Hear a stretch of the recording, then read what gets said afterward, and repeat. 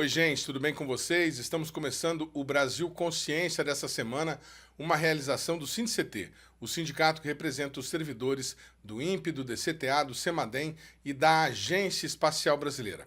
Muito bem, na semana passada nós trouxemos para vocês a informação com base nas pesquisas do CEMADEM de que o Brasil está enfrentando uma seca recorde neste momento. Bom, no programa de hoje a gente vai mostrar para vocês como é que um outro instituto está trabalhando para tentar mitigar os efeitos da seca no meio da Amazônia e evitar principalmente a repetição do ano passado, quando nós tivemos inúmeras mortes de botos na região. Você também vai ver como é que está sendo feito o trabalho de pesquisa social com a população ribeirinha para mitigar efeitos da seca e distribuir conhecimento e água potável para todo mundo. Antes, a gente faz um giro de notícias com informações sobre os institutos da nossa região. Veja.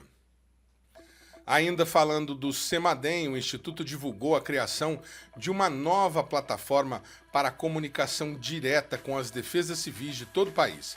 O sistema Fala DC está em funcionamento desde o último dia 7 e, segundo o Instituto, serve para que as defesas civis possam fazer solicitações diretas de serviços e informações, como, por exemplo, a realocação de equipamentos, problema de acesso aos dados e mapa interativo do CEMADEM, dentre outros. O canal é exclusivo para integrantes da Defesa Civil e a população em geral deverá continuar usando o canal anterior, o Fala BR, para ser atendida. Para acessar o novo Fala DC no site do CEMADEM, as defesas civis devem utilizar o link faladc.cemadem.gov.br, conforme está na tela neste momento. E por falar em comunicação entre o CEMADEM e a população, esse foi um dos temas apresentados pelos candidatos ao cargo de novo diretor do CEMADEM nas entrevistas que nós fizemos neste programa há 2 semanas. E agora nós precisamos informar vocês que houve uma alteração no cronograma do Comitê de Buscas para a nova diretoria. A data para a apresentação oral dos candidatos a diretor do CEMADEM, que teria sido no último dia 20, foi adiada para o próximo dia 7 de novembro. O Brasil Consciência continua acompanhando o processo eleitoral do CEMADEM e vai transmitir informações deste evento. Agora a gente traz para vocês mais informações sobre a criação da nova estatal brasileira, a Estatal Aeroespacial ALADA. Você que acompanha o nosso programa sabe que há 2 semanas nós estamos noticiando este acordo entre o governo federal e a aeronáutica que vai permitir a criação da empresa como uma subsidiária da Nave Brasil. Você que assistiu os nossos programas sabe que os nossos analistas classificaram essa empresa como mais um cabide de emprego para militares da ativa e inativos. Pois muito bem, na última semana, o portal O Antagonista trouxe informações dando conta de que a própria Nave Brasil já é um cabide de empregos para militares. Veja os detalhes. Segundo o texto assinado pelo jornalista Cláudio Dantas, diretor-geral do jornalismo do site, a diretoria da Nave Brasil possui vários oficiais aposentados, ocupando alguns dos 16 cargos da instituição, entre eles o presidente, 2 diretores, além de integrantes do Conselho Fiscal de Administração. O artigo detalha que entre eles está, por exemplo, o major brigadeiro reformado José Pompeu dos Magalhães Brasil Filho, que foi chefe do DCEA, o Departamento de Controle do Espaço Aéreo Brasileiro. O major estaria recebendo, neste momento, R$ 28.300 para ser o presidente da Nave Brasil. Como militar aposentado, ele já recebia outros R$ 32.900 por mês. Então, agora, ele está recebendo do Poder Público Federal mensalmente R$ 61.200, rendimento maior do que o teto do funcionalismo público e o salário do próprio presidente da República, fixados hoje em pouco mais de R$ 44.000. O valor não inclui jetons e gratificações que o major ainda pode receber pela atividade na Nave Brasil. O site também detalha que o diretor de administração, o coronel-intendente Carlos Roberto Santos, e o diretor de serviços, coronel aviador Marcelo Moraes de Oliveira, ambos reformados, recebem atualmente 25 mil cada um para serem diretores na Nave Brasil. Eles já recebiam anteriormente 25 mil e 27 mil, respectivamente, em suas aposentadorias. A Nave Brasil foi criada por meio de uma medida provisória editada por Jair Bolsonaro em 2019, a partir da cisão da Infraero para absorver atividades de navegação aérea. Conforme quadro divulgado pelo site O Antagonista, atualmente a folha de pagamento da diretoria da Nave Brasil supera os 2 milhões de reais em remuneração e em jetons. Enquanto a ALADA não vem e não temos uma definição de qual será o papel do IAE quando ela eventualmente existir, a Aeronáutica e a Agência Espacial Brasileira continuam fazendo divulgação de novos planos e projetos para a parte militar de lançamento de foguetes do Programa Espacial Brasileiro. Agora temos até data de lançamento para o VS-50, foguete que ainda não existe. Veja. No último dia 17 de outubro, o IAE completou 70 anos de existência e a data passou quase despercebida, marcada apenas por essa singela postagem nas redes sociais da AEB. No site oficial do Instituto, nenhuma menção ao aniversário, mas a postagem de uma notícia de um mês atrás que nós, do Brasil Consciência, já havíamos antecipado com exclusividade 2 meses antes.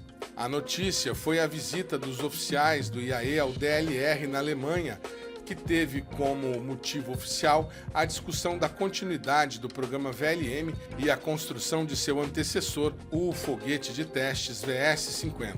O texto foi publicado pelo IAE nesta segunda-feira, dia 21, detalhando eventos da visita que aconteceu um mês atrás, entre os dias 16 e 20 de setembro. A publicação reafirma a informação sobre o adiamento do segundo teste com o motor S50 para o próximo ano, que nós já havíamos divulgado aqui também com exclusividade. A novidade contida no comunicado do IAE agora foi a fixação de uma data para o lançamento do VS-50. Segundo o cronograma, o voo do VS-50 acontecerá no segundo semestre de 2026. Muito bem, essas são as informações transmitidas pelo IAE do DCTA em São José dos Campos sobre a visita dos oficiais representantes do Instituto ao DLR alemão. A gente espera que tudo isso seja verdade e não temos motivo para desconfiar, mas o histórico do Programa Espacial Brasileiro e a experiência que nós já temos com cronogramas anteriores sistematicamente desobedecidos nos obriga a fazer algumas considerações. A primeira delas é a seguinte: para que esse foguete VS-50 exista e seja capaz de voar, é necessário que um novo motor S-50 seja envelopado. E hoje, a produção do motor S-50 está sob responsabilidade da Avibras, empresa em recuperação judicial, estado falimentar com 700 milhões aproximadamente de dívidas acumuladas e trabalhadores em greve há mais de 1 ano e meio sem receber salários. Se toda essa situação envolvendo a Avibras for resolvida, talvez seja possível fornecer um motor a tempo, mas aí entra em cena um outro fator: será necessário integrar esse foguete com os equipamentos do DLR alemão, inclusive o motor S-44, e considerando a agilidade demonstrada anteriormente, a gente não tem tanta certeza que tudo isso vai acontecer. Há ainda um outro fator: se realmente o VS-50 vai voar no segundo semestre de 2026, por que é que a aeronáutica contratou a empresa MACD para fazer o foguete Rato para um teste que usaria o mesmo VS-50? Qual seria o propósito disso, já que o foguete da MACD não deve voar antes de 2027? Essas são algumas ponderações que ficam na cabeça da gente. Mas o planejamento para o voo do foguete Rato, que está sob a responsabilidade da MACD e que, segundo o que foi dito aqui no Brasil Consciência, vai usar um motor S-50, continua sendo executado, pelo menos nas compras para os testes. A FINEP concluiu a licitação para a última peça do túnel de vento que vai testar o protótipo em tamanho real. Veja as informações. A aquisição da última parte do túnel de vento do 14X é necessária para realizar o derradeiro teste com o protótipo em escala de 1:1. As imagens que você vê são da nossa visita ao IAV em 2019, quando pudemos registrar o início da construção do túnel. A licitação realizada pela FINEP teve apenas 2 empresas interessadas, a Impacto Technological Development Limitada e a Moroshima e Companhia Limitada. A Impacto Engenharia havia oferecido um valor menor de R$ 796 mil para a execução do projeto, enquanto a Moroshima ofereceu o serviço por R$ 998 mil. Segundo o parecer técnico emitido pelo IAV, porém, a Impacto acabou desabilitada e a Moroshima deverá ser declarada a vencedora na continuidade da sessão que acontecerá no próximo dia 23, a partir das 14 horas. Segundo informações da Funcat, a Impacto ainda pode interpor recurso. Nós solicitamos informações ao IAV sobre a continuidade do programa 14X e a contratação do foguete Rato, e a assessoria de imprensa do Instituto nos informou que não dispõe de porta-voz para o projeto neste momento. Antes que o VS-50, o Rato ou o VLM existam, o lançamento orbital mais próximo dentro do Programa Espacial Brasileiro é o do foguete sul-coreano da InnoSpace, programado para ser lançado de Alcântara em março do ano que vem. E a AEB divulgou quais serão os satélites e a carga útil brasileira que será lançada nesta missão. Veja as informações. Segundo informações divulgadas pela AEB, serão lançados ao espaço a partir de Alcântara 2 CubeSats feitos pelo INPE em parceria com universidades do país, além de um sistema de navegação inercial feito por empresas do país sob encomenda tecnológica da própria AEB. Ainda de acordo com o comunicado, o CubeSat Golds da Universidade Federal de Santa Catarina é um satélite de tamanho 2U, o que representa dizer que ele terá aproximadamente 2 quilos com 10 centímetros de largura em cada uma de suas faces. O outro dispositivo é menor, não ultrapassando a casa de 1,3 kg. Segundo informações da AEB, os dispositivos vão trabalhar em conjunto, fortalecendo o sistema de coleta de dados brasileiro. Muito bem, a gente continua falando de pequenos satélites brasileiros, mas agora de sensoriamento remoto. A ACAER divulgou o resultado das primeiras imagens obtidas pelo VCube-1, o satélite produzido pela Visiona, que foi o primeiro satélite 100% comercial lançado pelo Brasil. Além de ser maior do que esses CubeSats que eu havia mencionado anteriormente, ele também é um satélite tecnologicamente muito mais importante e muito mais avançado. Veja os detalhes. O satélite VCube-1, lançado em abril de 2023, foi projetado pela Visiona, uma joint venture entre Embraer e Telebrás.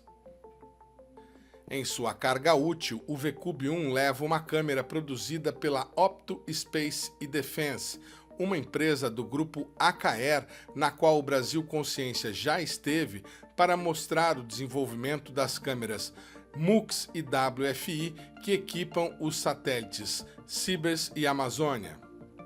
Segundo informações da ACAER, a Opto 3U Cam é a primeira câmera reflexiva projetada e produzida no Brasil, com capacidade para fazer imagens da superfície terrestre em alta definição, podendo identificar do espaço objetos com pelo menos 3,5 metros.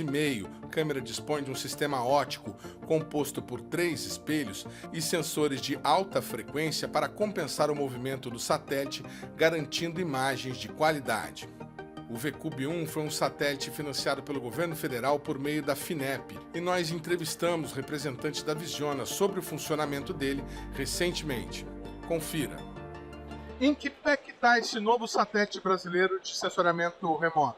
Ele está indo bastante bem. Obviamente que é um desafio enorme. Um satélite de altíssima complexidade. Mas a gente está avançando nas fases de projeto conforme previsto. Para o nosso telespectador que não estava acompanhando, que não sabe, que satélite é esse e o que tem de especial? Ele tem uma câmera diferente, né? Esse satélite, a primeira missão dele é ver imagens de altíssima resolução. Né, com imagens submétricas, ou seja, imagens que você, do espaço, consegue ver bastante detalhes do que está sendo feito. Isso tem vários usos, né? Desde monitoramento de infraestrutura, né, a parte naturalmente de defesa, satélite a parte agricultura, a gente está tendo bastante ênfase na questão da agricultura, proteção a desastres naturais, né, no Rio Grande do Sul, né, a gente está então ele vai ser um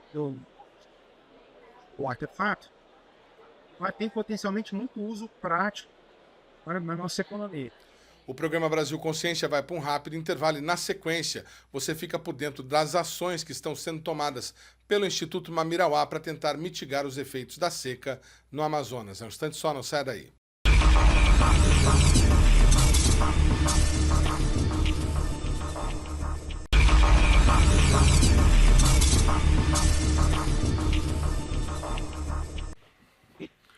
Muito bem, amigo do programa Brasil Consciência, a gente fala agora um pouco sobre os efeitos dessa seca extrema que afeta todo o país e tem afetado muito o bioma amazônico. A gente está em contato com a pesquisadora líder do Laboratório de Mamíferos Aquáticos do Instituto Mamirauá, que fica lá em Tefé, na Amazônia. A pesquisadora Miriam Marmontel está aqui com a gente conversando agora sobre uma notícia, né, um fato que repercutiu muito no Brasil e no mundo no ano passado. Vocês se lembram, a gente mostrou aqui no programa Brasil Consciência. Inclusive estamos colocando na tela agora, nesse momento, algumas das imagens que nós obtivemos naquele momento, quando foi registrada a mortandade de botos lá no Lago Intefé. Foram mais de 200 animais encontrados mortos. Depois a gente foi na exposição do Instituto lá na SBPC e mostramos esse experimento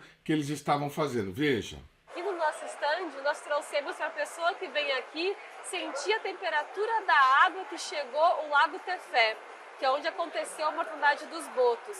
A temperatura chegou a 41 graus e você pode experimentar aqui a temperatura ambiente e a temperatura que estava ano passado na seca. Se eu puder demonstrar com você pode vir aqui um minutinho? Aqui a gente tem a temperatura da água, a temperatura ambiente, e aqui 41 graus, que foi o que os botos experimentaram durante a seca. Então, a gente aqui se sente um pouco como os botos, né? Não tem como ficar nessa água. Deixa eu experimentar aqui. Claro. Peraí, vamos lá. Normal. 41 graus. É uma sopa. É uma sopa. E aqui a gente tem a foto de um boto saudável. E aqui, infelizmente, um boto já que morreu, né? Para completar, a qualidade do ar estava muito ruim. Nós fizemos uma medição da profundidade do rio ao longo de 10 quilômetros e a profundidade estava 50 centímetros. Estava muito raso, o ar estava extremamente ruim e a temperatura dessa maneira. Então, não deu, né? Muito bem, vamos conversar agora com a pesquisadora Miriam. Muito bom dia, obrigado por a senhora ter disponibilizado seu tempo aí para nos atender. Como é que estão as ações que vocês estão tomando para tentar prevenir mortes nesse ano? Já foi registrada a mortandade de algum boto por conta dessa seca? Bom dia. Bom dia, Edmond. Bom, desde o início desse ano nós estamos nos preparando para esse momento, né, de seca, fazendo um monitoramento muito intensivo do lago, tanto em termos de busca de carcaças, comportamento dos animais, se eles estão em um padrão normal, né? Também fotoidentificação, e fizemos uma tentativa de captura dos animais para avaliar a saúde e instalar transmissores para acompanhar o deslocamento dos animais. Neste momento, eh, a situação parece bem tranquila. Na verdade, nós tivemos uma seca muito intensa, os níveis do lago estão mais baixos, inclusive, do que no ano passado, mas a temperatura não subiu da forma como subiu no ano passado, né? Nós tivemos alguns dias registrando 38 graus, eh, mas a verdade é que nós tivemos muita nebulosidade nesse período e também as próprios incêndios que ocorreram aqui no entorno, né, geraram umas tempestades até meio feias, mas que jogaram um pouco de água no lago, então a temperatura permaneceu amena durante esse período.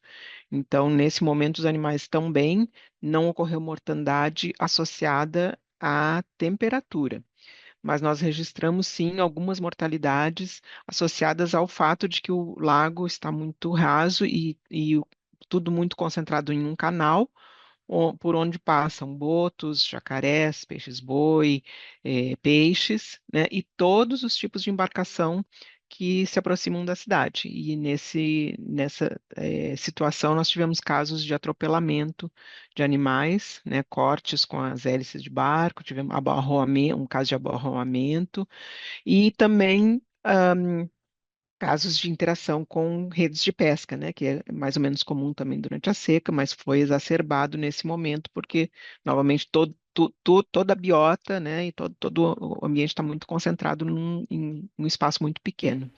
Nossa, que dificuldade, doutora. No ano passado vocês registraram um pouco mais de 200 animais mortos. Até o momento, essa mortandade causada por esse problema, vamos chamar assim, de tráfego, ela é significativa? Ela é significativa no sentido de que nunca tinha sido reportada na Amazônia, né? É muito comum acontecer com peixe-boi na Flórida, já houve poucos casos em outros locais do Brasil, mas na Amazônia nós nunca tínhamos documentado isso, né? Apesar de que o Lago Tefé é bastante usado, né, por embarcações, na maioria da Amazônia ou nas regiões próximas, o pessoal usa muito rabeta, né, que é um pouco mais, uma embarcação mais com um motor mais lento, menos potente, e aqui os animais provavelmente se acostumaram, né, tanto com o ruído quanto com a movimentação dessas embarcações, que podem ser bastante rápidas.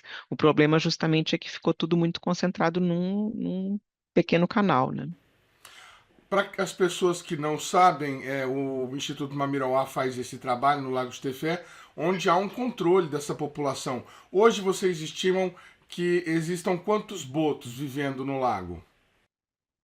Na verdade, o nosso foco maior sempre foi nas reservas de Mamirauá e Amanã, mas nós fizemos uma estimativa populacional dos botos de Tefé em 2013 e o que nós estimamos foram 900 botos vermelhos e 500 tucuxis.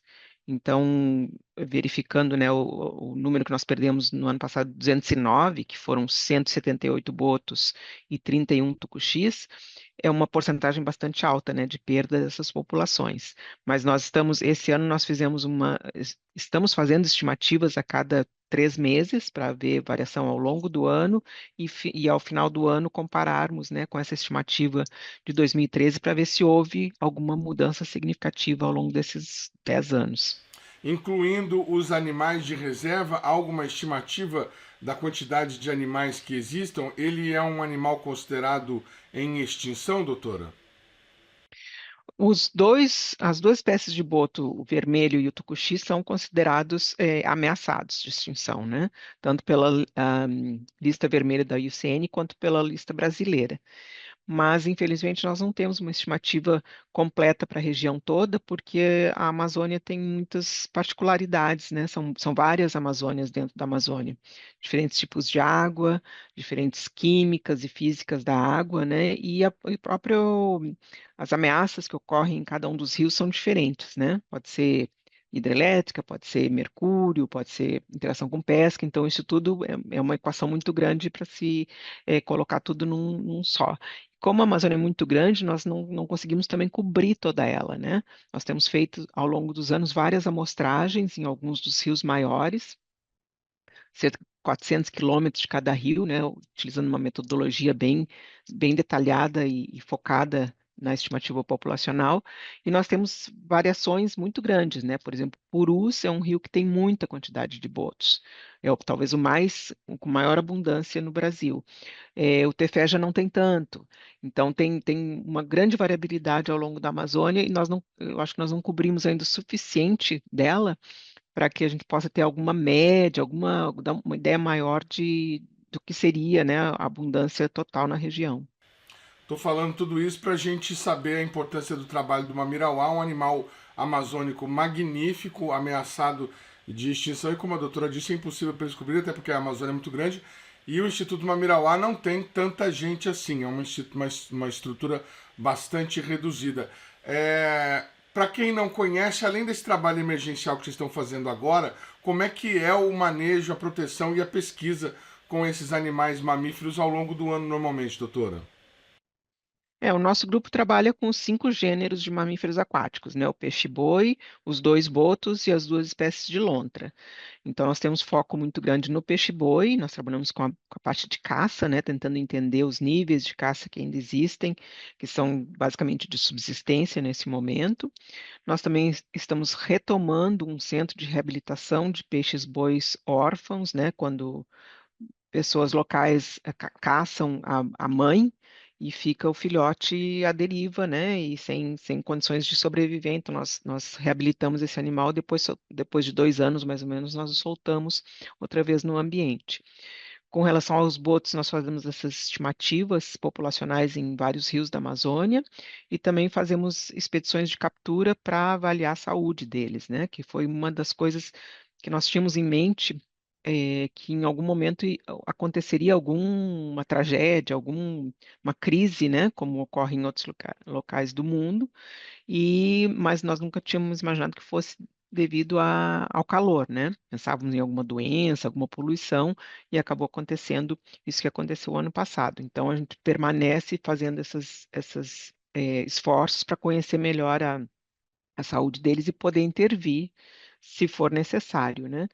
E com relação às lontras, nós focamos principalmente na ariranha, ela foi uma espécie muito abatida, né, durante a época da caça, e nós documentamos o retorno dela na Amazônia, no início dos anos 2000, na reserva Amanã. Então, nós monitoramos as populações daquela região, né, como elas vão renovando e ocupando mais o lago e reocupando sua distribuição original. Mas o peixe-boi também foi muito afetado pela questão dessa mudança climática, da seca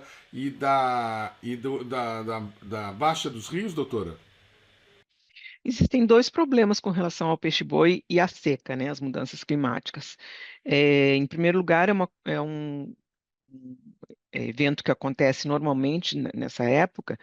As plantas aquáticas morrem, né, então os animais ficam sem alimentação e eles buscam a lama no fundo dos lagos para conseguir encher o estômago, né, de certa forma.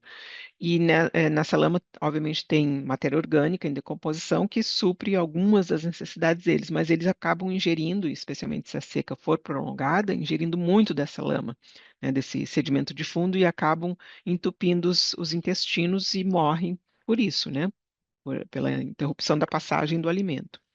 Mas nós também temos documentado, isso também ocorre em outras secas, mas cada vez mais exacerbado pelas mudanças climáticas, que existe uma intensidade maior de caça nesse período, porque os animais se refugiam em poços mais profundos de quaisquer dos corpos d'água onde eles vivam, e a população local conhece, né, esses poços mais profundos, e aí os animais ficam concentrados e muito mais vulneráveis à caça, né? Então, nós documentamos eventos de caça no ano passado aqui no Lago Tefé, e esses foram documentados também no Lago de Quari e em vários outros lagos da Amazônia. Especialmente, por exemplo, aqui em Tefé, né, existe um componente de comércio local, né? Mas normalmente durante o ano nas comunidades é uma caça de subsistência. Aqui já passa a ser um pouco mais preocupante, né? Porque são números bem maiores por pessoas que não são nem profissionais na caça, né? Que normalmente a caça é feita com arpão. São pessoas que simplesmente se aproveitam daquela situação dos animais estarem concentrados e muito facilmente capturados. Se aventuram na caça por aí. Uhum. Bom, agora, e com relação à lontra, vocês documentaram, como a senhora disse, o reaparecimento dela, a estabilização da espécie, e agora como é que ela está se adaptando a essa nova situação, esse novo normal? A gente tem tido um pouco de dificuldade de encontrá-las, né, nessa época. Elas, durante a cheia, na verdade, é quando elas adentram a floresta alagada e nós perdemos um pouco do contato. Mas nessa seca intensa, elas também desapareceram um pouco dos barrancos, né, dos locais normais onde nós costumávamos monitorá-las.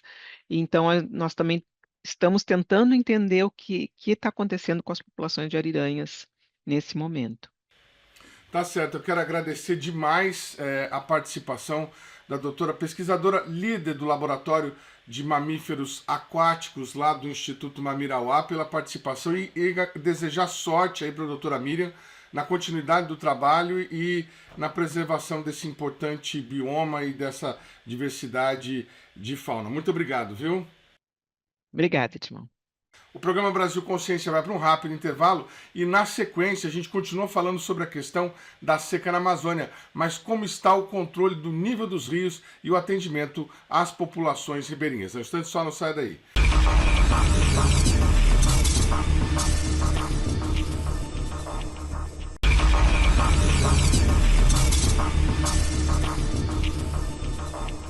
Muito bem, amigo do programa Brasil Consciência, a gente continua falando sobre os efeitos da seca extrema no bioma amazônico. A gente continua em contato com pesquisadores do Instituto Mamirauá, que faz um importante trabalho de preservação lá no miolinho da floresta. E a gente vai conversar agora com o pesquisador Ian Fleischmann, que vai falar para a gente sobre uma situação e um trabalho muito interessante do Instituto, o acompanhamento do nível dos rios. Nós estivemos no estande do Instituto Mamirauá na última SBPC e a gente mostrou esse trabalho que eles estavam fazendo.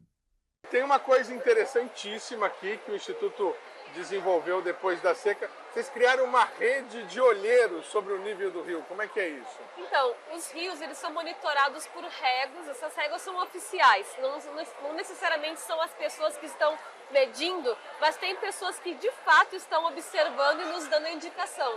Então a gente compila os dados que vêm desde Tabatinga até Manaus, monitorando o nível do rio. E isso é muito importante, porque a gente não tem dados que vão nos dar a previsão do quanto está subindo e descendo o rio. Então esse monitoramento agora é um grupo de WhatsApp que nasceu para divulgar na região só do Lago Tefé, mas se expandiu para toda a região do Médio Solimões, até o Baixo Amazonas agora tem gente. Então vamos lá, cadê o celularzão aí mostrando o boletim das águas? Como é que é isso? Então, isso nasceu para divulgar um informe que a gente tem feito. É um informe que a gente dá de 15 em 15 dias várias informações.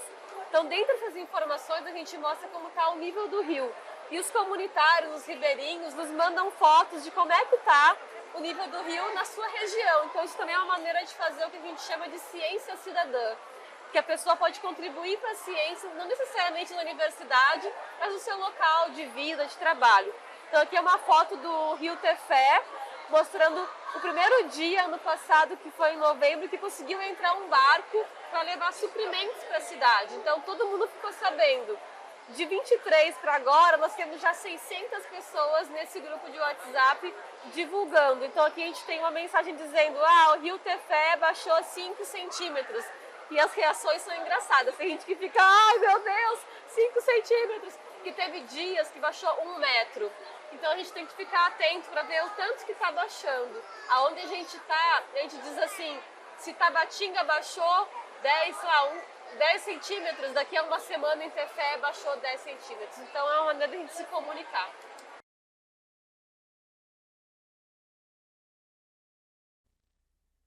Muito bem, vamos saber do Ayan agora. Ayan, como é que está funcionando essa ferramenta interessante aí de transmissão de informação sobre o nível do rio por meio de WhatsApp? Vocês têm conseguido atender essa demanda de informar a população ribeirinha com essa ferramenta? Então, olá, obrigado pela oportunidade aqui de trazer algumas reflexões sobre o tema, sobre a importância dessas informações em um ambiente que é tão dependente da dinâmica fluvial, né? Então, antes de falar da ferramenta em si, eu gostaria de ressaltar Isso é muito importante quando a gente fala para o público brasileiro que não conhece muitas vezes a realidade amazônica, que uma seca na Amazônia é muito diferente em termos de impactos do que em grande parte do mundo. Por exemplo, no sul, sudeste, quando a gente pensa numa seca, muitas vezes é o impacto na agricultura ou no racionamento de energia, racionamento de água, mas a gente não, de longe não tem o mesmo grau de impacto como é na região amazônica. Por quê? Quando vem uma seca, e aqui seca eu me refiro à redução do nível dos rios, a gente encerra o direito de ir e vir de milhares de pessoas. E é isso que a gente está vivendo agora. A gente tem centenas de milhares de pessoas, de ribeirinhos, que em suas comunidades estão isolados. Por que eles estão isolados? Porque a única forma de sair de casa é via rio, via fluvial. E quando tu encerra esse meio de transporte, significa que a população não pode acessar as suas áreas produtivas, por exemplo, um lago da pesca ou uma roça que eles chegam via barco. Eles não podem acessar a saúde, não podem acessar a educação. Grande parte dessas comunidades não tem escola, ou tem uma escola só primária, né? Então, o ensino médio, ou outros níveis escolares, as crianças, os adolescentes têm que sair de barco e não conseguem, estão isolados. Não conseguem votar. Olha só que tragédia que aconteceu 2 semanas atrás, que foi inclusive pouquíssimo noticiada no Brasil. Milhares de pessoas não votaram por causa nas eleições por causa da seca. E aí eu ouvi muita gente falando, não, mas vocês têm que votar em candidatos que se preocupem com a crise climática. Mas as pessoas não estão nem votando, porque estavam isoladas em casa. Então, assim, são tantos impactos de uma seca no modo de vida das pessoas que isso gera uma crise humanitária. O que a gente está vivendo agora é uma crise humanitária, muito em decorrência da falta de navegabilidade. Tem outros impactos, a dificuldade de acesso à água para beber e outros impactos da seca, mas o principal impacto, o primeiro impacto, é na navegação. E aí volta para a sua pergunta. A informação do nível do rio é primordial para essas comunidades, para essas populações. Tem um colega que fala que, assim como os britânicos gostam de discutir a chuva, né, muito famoso, né, discussão britânica sobre se vai chover ou não vai chover, o ribeirinho fala do nível do rio. O assunto para quebrar um gelo com o ribeirinho é: e o rio está subindo, o rio está baixando? Esse é o dia a dia de quem é ribeirinho, de quem vive na beira dos rios amazônicos. Então, quando a gente começou a monitorar o nível dos rios, de início a gente não fazia essa divulgação diretamente, as comunidades que trabalham com o Instituto, que trabalham, no caso, com o meu grupo de pesquisa aqui em Geociências, me pediram. Eu lembro do dia que teve um comunitário, uma liderança que disse: nossa, é muito legal que vocês estão medindo o nível do rio, mas eu quero ter acesso a essa informação. Eu preciso ter acesso a ela. Eu preciso saber quanto que está subindo o nível do rio para saber se a minha roça vai ser alagada no período da cheia. Ou se quando está secando o rio, se eu vou, até quando que eu vou poder sair de casa por aquele canal ou por aquele rio, etc. E aí começou a se criar uma noção muito clara para a gente da importância de ter acesso, de divulgar essa informação. E o que de início era uma ferramenta mais simples, em que a gente divulgava um boletim impresso para essas comunidades, e que obviamente não chegava no público que a gente queria, porque era pouquíssimas comunidades que a gente chegava presencialmente, a gente migrou para um modelo do WhatsApp. E aí esse grupo acabou tendo muito sucesso, faz aí mais de 1 ano e meio, 1 ano e 9 meses talvez que a gente tem esse grupo, e hoje conta com 950 pessoas. A gente chegou no limite dos grupos de WhatsApp, a gente não pode receber mais gente, porque o limite do grupo é 1.000 pessoas. E isso é porque tem essa demanda de informação. E aí o que é importante também é ressaltar: não é uma formação de cima para baixo, não é um fornecimento de informação. Tem colegas que disseram: por que tu não corta a possibilidade das pessoas interagirem no WhatsApp e vira só um local de fornecimento de informação, né? Só os administradores postam. E aí que vem a nossa resposta: não, a gente quer justamente o contrário, a gente quer a interação, a gente quer a troca de conhecimento, não é de cima para baixo ou de uma via só, é de 2 vias. E o que a gente tem visto é muito isso. Os ribeirinhos trocam informação constantemente, diariamente, com uma frequência que às vezes a gente não consegue nem controlar os grupos, porque mediar um grupo de WhatsApp com 1.000 pessoas é um desafio bastante grande, né? Mas a gente deixa isso aberto para ter essa troca. E tem trocas muito legais. Trocas de conhecimento tradicional, de discussão. Por que o nível do rio vai subir tanto? Porque eu vi tal sinal. Esse ano as borboletas estão muito densas. Isso é porque tem muita quantidade de borboleta. Quando vem isso é porque a seca vai ser forte mesmo.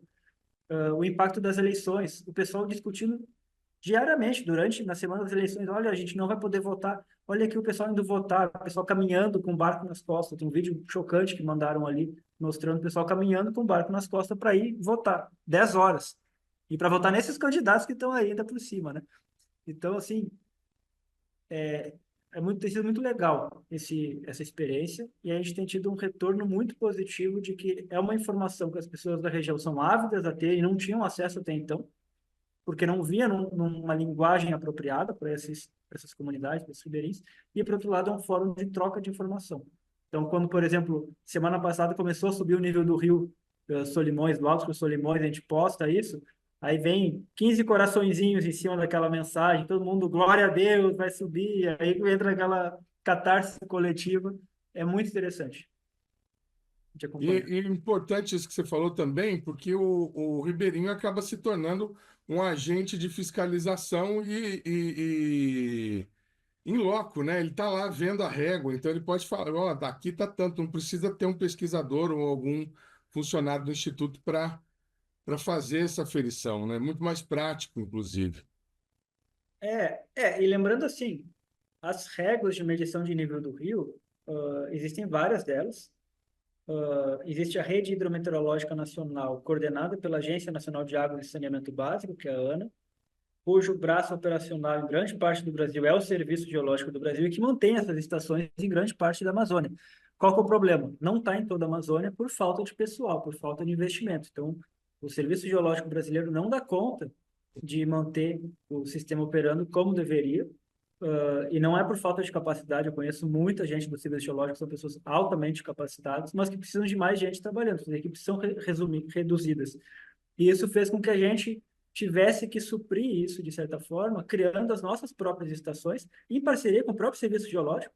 Parceiros do Serviço Geológico vieram, nos ajudaram a construir as estações no modelo do Serviço Geológico, no modelo da Agência Nacional de Águas, e essas estações que a gente opera dentro do Instituto Mamirauá, muito nas nossas bases de campo, que a gente tem nas reservas aqui próximo, e isso nos permite ter esse acompanhamento rápido. E o outro ponto importante de ressaltar é a chegada da internet na Amazônia nos últimos 2 anos, na Amazônia Rural, via Starlink, que para o bem ou para o mal, conectou a Amazônia de uma forma completamente sem precedentes. Então, num horizonte de 2 anos, toda a comunidade agora tem internet. E isso facilitou muito essa comunicação. Então, essa comunicação, uma ação como essa que a gente fala, uma ação de ciência cidadã sobre a dinâmica dos rios, só é possível com essa conectividade de internet que a gente tem hoje instalada na Amazônia Rural.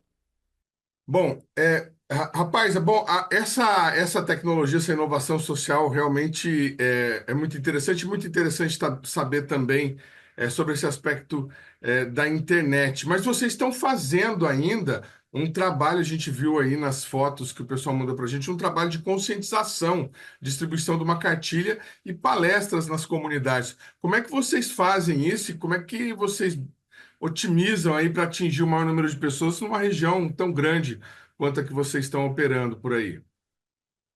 Sim. Então, tem alguns documentos que a gente elaborou recentemente em relação à seca, e algumas diferentes ações que a gente, dentro do Instituto, tem realizado com o intuito de apoiar essas comunidades. Tá? Então, vou citar alguns exemplos, como as oficinas pré-seca, que a gente chamou, que a gente realizou em agosto, na Reserva de Desenvolvimento Sustentável Manã. Eu coordenei essas oficinas, que a gente conseguiu juntar mais de 50 lideranças comunitárias, de mais de 20 comunidades, para discutir a seca que estava chegando. Isso foi em agosto, né? Então, a gente discutiu como foram os impactos, quais foram os impactos da seca de 2023 nas comunidades, o que foi feito em 2023 e o que precisava ser feito a partir de agora. E a partir dessa oficina, a gente elaborou um documento, que foi o documento Secas na Reserva Manã, de orientações para gestores públicos da região do Médio Solimões, onde a gente não só descreve os impactos, mas principalmente a gente apresenta 23 soluções concretas que foram propostas pelos comunitários para lidar com as secas, não só desse ano, mas dos anos que virão. E aí tem N soluções para a educação, para a saúde, para a alimentação, para o escoamento de produtos, e são soluções muito interessantes porque vem do próprio ribeirinho, é dar voz ao ribeirinho, que é quem de fato está sendo impactado, e que entende realmente qual a solução que poderia ajudá-los. Então, tem soluções que foram interessantes, porque surgiram soluções que a gente nem poderia imaginar que eram tão importantes, como, por exemplo, distribuir canoão de alumínio de 8 metros para as comunidades. Porque este canoão de alumínio, que as comunidades não costumam ter, desliza nessa lama quando fica na seca, muito mais fácil, e poderiam escoar a produção. Ou, por exemplo, absorver a produção local que eles estavam perdendo, como produção de banana, produção de farinha, produção de peixe, ou de pescado, que eles estavam perdendo que não conseguiam escoar para o centro consumidor. Mas absorver localmente, por exemplo, via Programa Nacional de Alimentação Escolar, já que as escolas não recebem a merenda escolar de fora. Então, começaram a surgir várias soluções, estão nessa cartilha que a gente elaborou, de soluções para as secas na região do Médio Solimões. E isso veio muito a partir não só do Instituto, mas de lideranças das reservas que nos demandaram isso. Não, vamos sentar e vamos discutir isso. A gente quer apoio, a gente quer pensar isso. E tem lideranças muito fortes na região que pensam isso e pensam políticas públicas. Então, esse é um tipo de exemplo de ação que a gente tem realizado. Uma outra ação bem importante aqui do Instituto, que é coordenada por dois colegas, o João Paulo e a Maria Cecília, é em relação ao tratamento da água do rio para consumo humano. O que acontece agora? Muitas comunidades não conseguem ter acesso à água de qualidade, seja porque não tem capacidade de armazenar água da chuva, que chove aqui. Mesmo na seca chove, mas as comunidades têm um balde do lado da casa, não tem uma cisterna. Então, aquele programa 1 milhão de cisternas do semiárido tem que ser importado para a Amazônia urgentemente. Inclusive, mês passado, construíram, no meu conhecimento, a primeira cisterna nos moldes do semiárido, aqui numa comunidade perto de Tefé. Então, água da chuva não tem capacidade de usar. Água de poço, água subterrânea, que seria a segunda fonte, muitas vezes os poços são rasos e ficam secos durante a seca, o pessoal não consegue consumir, ou falta energia para usar a bomba, o pessoal não tem diesel para usar na bomba para puxar água, então eles ficam sem água. Conclusão, tem que beber água do rio. Só que essa água do rio é muito imprópria para consumo. É uma água muito turva, é uma água que não pode ser consumida diretamente. Então, o que esses colegas aqui do Instituto fizeram foi um kit de tratamento emergencial da água do rio, que é muito simples, não é nenhuma revolução. A revolução é a forma de entregar, é a tecnologia social, que significa pegar essa tecnologia que já existe e transferir para as comunidades de uma forma fácil de ser utilizada.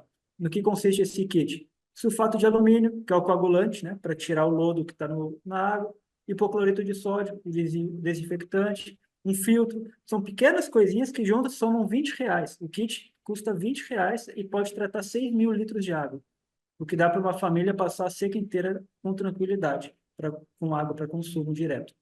E aí a gente montou esse kit e, junto com prefeituras da região e com a Unesco, a gente está distribuindo 5.000 kits, que vai beneficiar 25.000 pessoas aqui na região.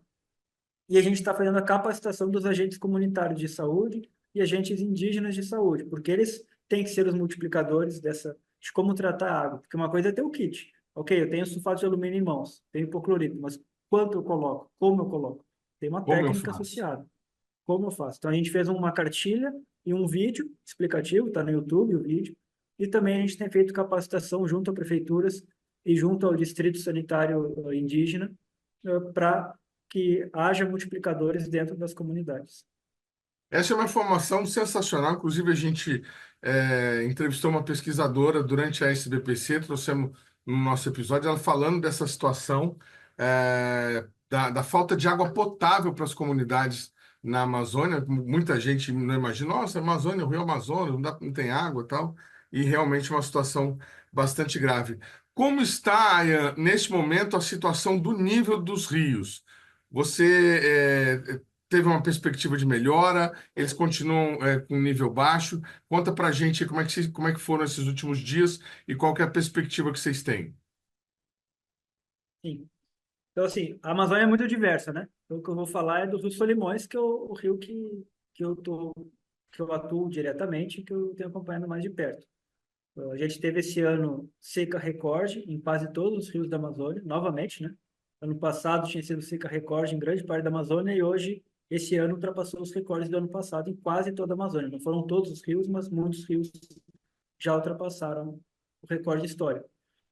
A boa notícia é que começou a subir o nível do rio. no Alto Rio Solimões, em Tabatinga, por exemplo, já começou o período da enchente, começou a subida, e a tendência é continuar subindo, assim, a gente não acredita que vai voltar a descer, muito porque isso é o que acontece historicamente. Mesmo ano passado, na seca de 2023, ou qualquer outro ano, é esse o período que começa a subir o nível do rio. Então isso está normal, não é isso que mudou. O que mudou esse ano? A seca, o nível do rio baixou muito antes. Lá para início de setembro já estava grande parte aqui da Amazônia Central seca. O que era normal está mais para o final de setembro. Então a seca veio antecipada, mas a subida dos rios veio como sempre veio. Metade de outubro começa a subir o nível do rio, a perspectiva aqui em Tefé que aí para a próxima semana comece, que no Médio Solimões, comece de novo a subir. A grande preocupação é qual que vai ser a magnitude dessa subida, porque a cheia do ano que passou foi muito fraca, justamente porque choveu pouco. Então, o nível do rio vai começar a subir, daqui aí a cerca de um mês, grande parte das comunidades da região tendem a deixar de ficarem isoladas, mas pode ser que seja muito demorado esse processo de recuperação ou que seja uma cheia fraca nos próximos meses, em decorrência dessas chuvas abaixo da média que a gente tem tido. O que acende um alerta de, sim, continuar tendo eventos extremos no próximo ano. O fato é, está voltando a subir e dentro de um mês a gente espera que se volte para uma certa normalidade nas comunidades. Agora, voltar a ter acesso ao rio não quer dizer que o impacto passou. O impacto de ficar 3 meses isolados na saúde, na economia da região, né, na economia das comunidades, é enorme. Então, isso se perpetua, né? Por exemplo, ano passado teve muito pescador de pirarucu, manejador de pirarucu, que não realizou manejo por causa da seca.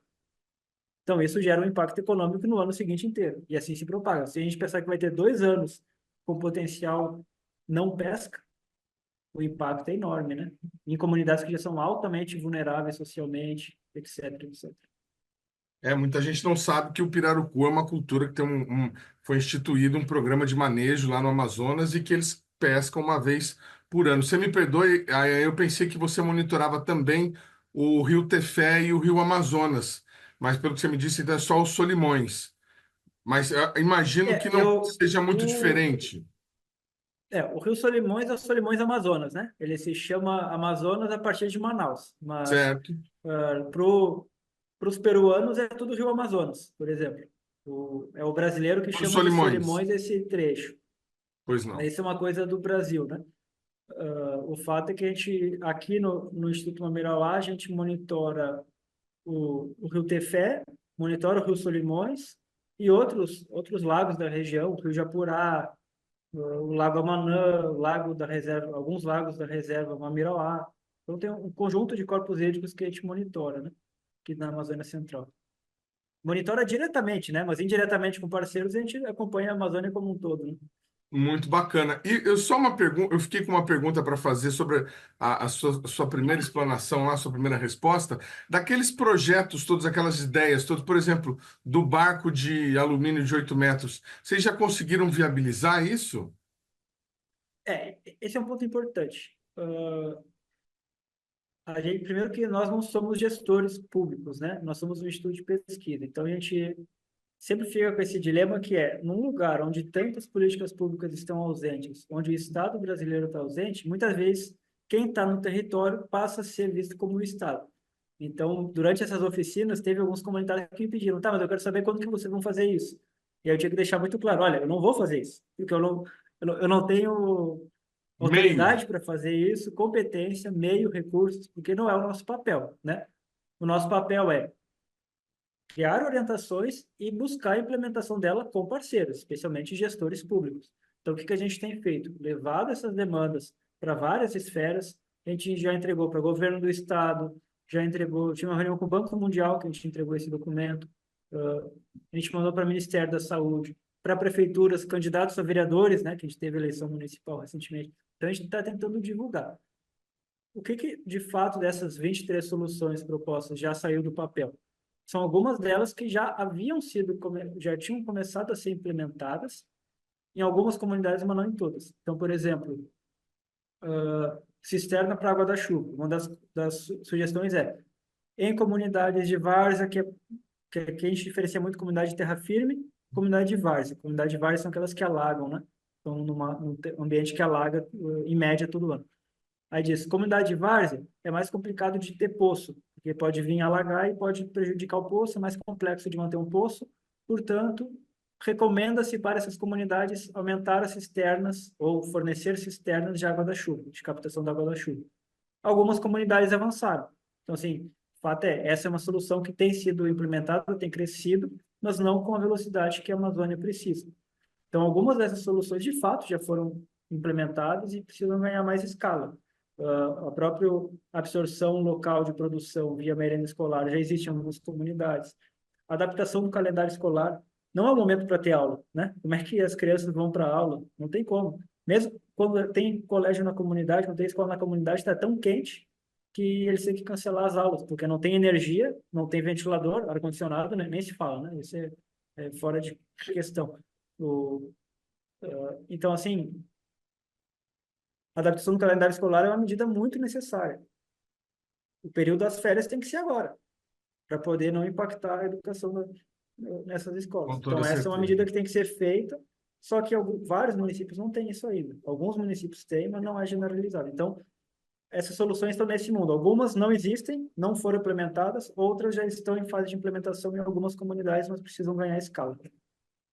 Perfeitamente. Eu perguntei no sentido assim, se às vezes tem algum projeto, né, sendo feito em parceria pelo Mamirauá com alguma instituição pública, algum o Ministério de Agricultura, por exemplo, não sei. Mas pelo visto ainda o Mamirauá já deu a ideia e está instigando os gestores locais para ver se sai alguma coisa nesse sentido. Eu acho assim, são muitas frentes, né? O Instituto é muito grande, a gente tem 300 colaboradores, então tem várias frentes abertas. A gente tem projeto aberto de fortalecimento da merenda escolar regionalizada, justamente pensando nesse contexto. A gente tem, por exemplo, o manejo do pirarucu, uma longa experiência em assessoria técnica de manejadores, e que a gente está justamente elaborando uma nota técnica para subsidiar o IBAMA na extensão do prazo da pesca desse ano, para que os ribeirinhos possam fazer a pesca durante mais tempo, para que não sejam tão impactados pela seca. A gente elaborou os kits de tratamento da água do rio em parceria com prefeituras. Então, tem uma série dessas soluções que, de fato, a gente tem atuado e tem puxado à frente para implementar, enquanto política pública. Mas tem o outro lado da moeda, que a gente não é implementador de política pública. A gente é um instituto de pesquisa, realiza ação de extensão, mas a gente tem que ser o formulador, talvez, mas não o aplicador. A gente não tem o recurso, né? Se chegar, por exemplo, temos dinheiro para comprar kits de tratamento emergencial da água do rio para todas as comunidades da Amazônia. O Mamirauá pode executar? Não. O que o Mamirauá faz? A gente faz o meio de campo, contata as prefeituras, capacita prefeituras, agentes comunitários de saúde, e esses serão os multiplicadores e eles que vão implementar a ferramenta. E esse é um ponto muito importante, que é, inclusive, o desafio de implementar a tecnologia social, que é, tecnologia social não é alguém de fora que vem e implementa. Tem que ser realizado considerando o engajamento, considerando todo esse retorno comunitário em torno dessas tecnologias. Então, isso só vai acontecer quando tiver órgãos públicos realmente interessados em fazer, junto com as comunidades locais e em parceria com os institutos de pesquisa que são idealizadores de tecnologias sociais, por exemplo.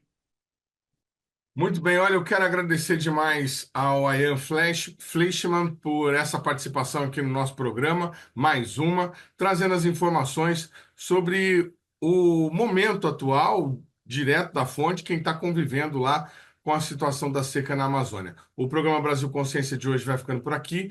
Você que quiser conferir os demais conteúdos produzidos pela gente, deve acessar a nossa página no YouTube, que está aí para você na tela nesse momento. Dúvidas, críticas e sugestões, nosso e-mail é sempre o caminho para você puxar a nossa orelha.